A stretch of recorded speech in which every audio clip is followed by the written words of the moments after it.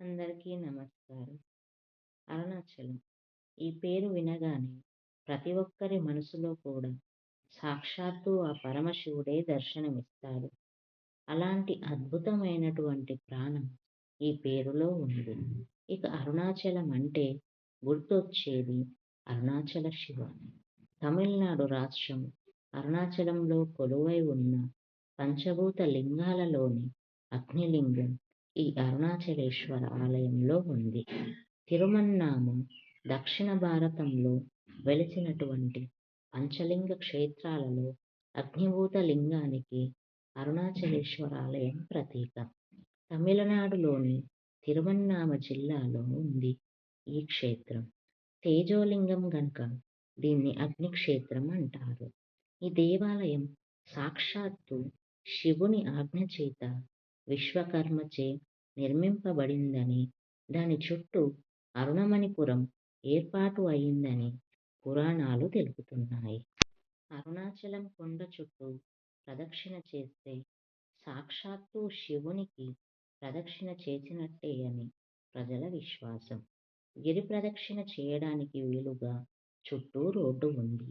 చెన్నై నుండి 185 కిలోమీటర్ల దూరంలో ఉంది ఈ అరుణాచలేశ్వర ఆలయం.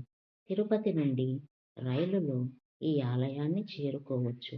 ఇక ఈ ఆలయంలో ఉన్నటువంటి తేజోలింగానికి సంబంధించిన ఆధ్యాత్మిక సమాచారం గనక చూసుకుంటే, పంచభూతాల్లో అగ్నిలింగ ఆధ్యాత్మిక లోకంలో బోలలాడించే గిరి ప్రదక్షిణ, పాపాలు హరించే శివపుణ్యక్షేత్రం, భరతఖండం, వేదభూమి, లెక్కకు మించిన అద్భుతాలు ఈ నేలపై కొలువై ఉన్నాయి.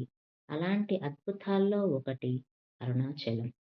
గాలి, నీరు, భూమి మరియు వాయువు, అగ్ని అనే పంచభూతాల్లో ఒకటి ప్రకృతిలో మమేకమై పరమాత్మని తత్వం ఉట్టిపడేలా వెలసిన అగ్నిలింగమే ఈ అరుణాచలేశ్వరుడు. ఇక పేరు మదిలో తలంపుకు వస్తే చాలు, మనసు భక్తిభావంతో ఉప్పొంగిపోతుంది. ఈ పవిత్ర పుణ్యక్షేత్రంలో గిరి ప్రదక్షిణ ఆధ్యాత్మిక లోకంలో బోలలాడిస్తుంది.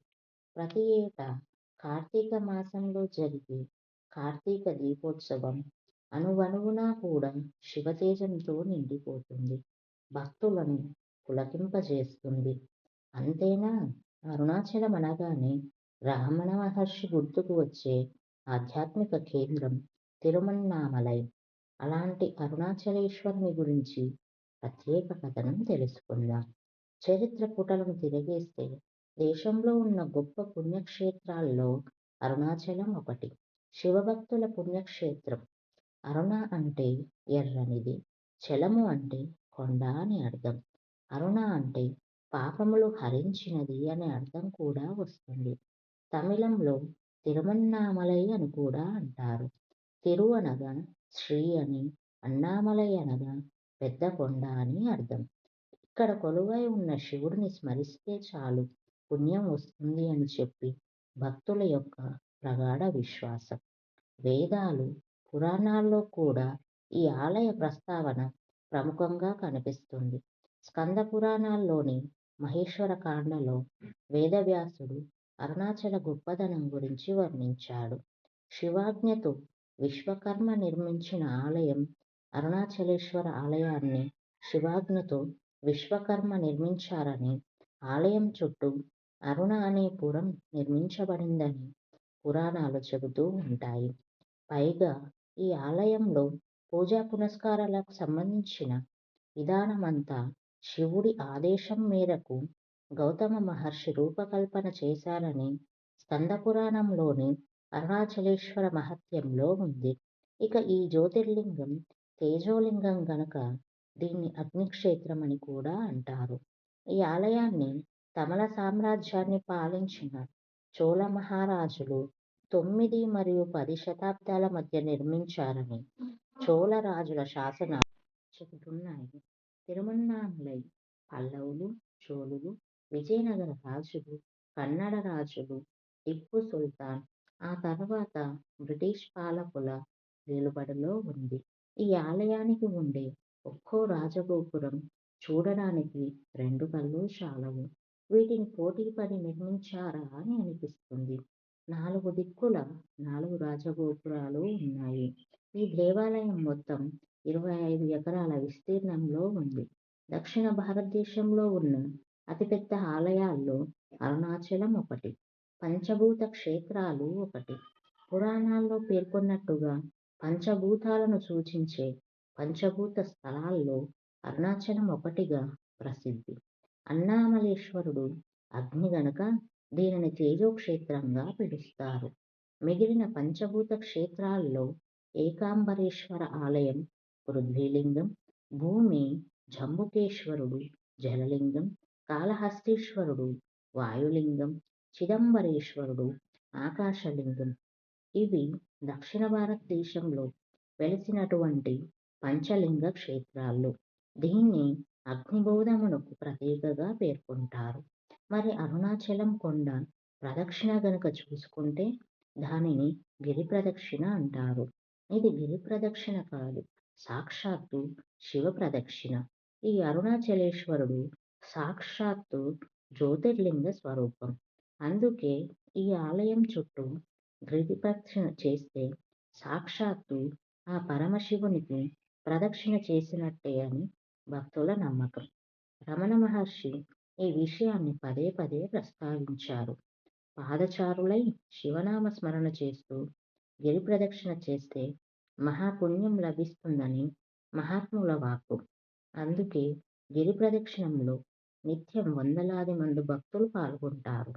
ఈ కొండలపై ఉండే మహా ఔషధ మొక్కల ప్రభావం వల్ల, శరీరానికి శివస్మరణ వల్ల, మనస్సుకు శివానుగ్రహం వల్ల ఆధ్యాత్మిక జీవనానికి స్వస్థత చేకూరుతుందని భక్తుల విశ్వాసం. గిరి ప్రదక్షిణ 14 కిలోమీటర్ల వరకు కొనసాగుతుంది. దీన్నే గిరివాలం అని కూడా అంటారు. ఈ గిరివాలం వల్ల భక్తుల పాప విముక్తి కలుగుతుంది. కోరిన కోరికలు తీరటమే కాకుండా మోక్షం లభిస్తుందని భక్తుల యొక్క నమ్మకం. అరుణాచలాన్ని తలుచుకుంటే అన్ని బంధనాలు తెంచుకొని స్వేచ్ఛాజీవులం అవుతామని కూడా భక్తులు విశ్వసిస్తారు. అందుకే రమణ మహర్షి ఈ ప్రాంతాన్ని హార్ట్ ఆఫ్ ఎర్త్ అంటే భూమికే గుండెగా భావించారు. అలాగే అభివర్ణించారు. స్కంద పురాణంలో అన్నింటికంటే గొప్ప పుణ్యక్షేత్రంగా ఈ అరుణాచల ఆలయాన్ని పేర్కొన్నారు. ఇక్కడ అగ్నిలింగాకారంలో పరమేశ్వరుడు ఉంటారు. అరుణాచలేశ్వరుడితో పాటు ఎన్నో ఆశ్రమాలకు నిలువైన తిరువన్నామలై శాశ్వతమైనటువంటి శాంతినొసగి పంచభూత భూమిగా పేరు గడించింది. ఇక్కడ శివుడిని దక్షిణామూర్తి అని పిలుస్తారు. ఈ ఆలయంలో పరమేశ్వరుడు అగ్నిలింగాకారంలో భక్తులకు దర్శనమిస్తాడు. అరుణాచలేశ్వరుడు కొలువై ఉన్న కొండ ఎత్తు 2669 అడుగుల పచ్చటి చెట్లతో, చుట్టూ కొండలతో అణువణువున ప్రకృతి అందాలు కనిపిస్తూ ఉంటాయి. ఇక ఈ అరుణాచలం కొండకు కృతయుగంలో అగ్నికొండ అని, త్రేతాయుగంలో బంగారు కొండ అని, ద్వాపరయుగంలో తామ్రకొండ అని, కలియుగంలో రాతికొండ అనే పేర్లు ఉన్నట్టుగా పురాణాలు చెబుతున్నాయి. ఈ కొండని తేజోలింగం లేదా జ్యోతిర్లింగం అని కూడా పేర్కొంటారు. కొండ చుట్టూ 8 లింగాలు, 8 నందులు, 350కి పైగా చెరువులు, మరెన్నో మండపాలు ఉన్నాయి. మరి ఆ 8 లింగాలు ఏంటి అంటే ఇంద్రలింగం, అగ్నిలింగం, యమలింగం, నైరుతిలింగం, వరుణలింగం, వాయులింగం, కుబేరలింగం, ఈశాన్యలింగం అనే పేర్లు ఉన్నాయి. ఈ లింగంపై ప్రజలు నాణేలు వేస్తారు. ఏడాదిలో 4 బ్రహ్మోత్సవాలు ఈ అరుణాచల క్షేత్రంలో ఒక సంవత్సరంలో 4 బ్రహ్మోత్సవాలు జరుపుతారు.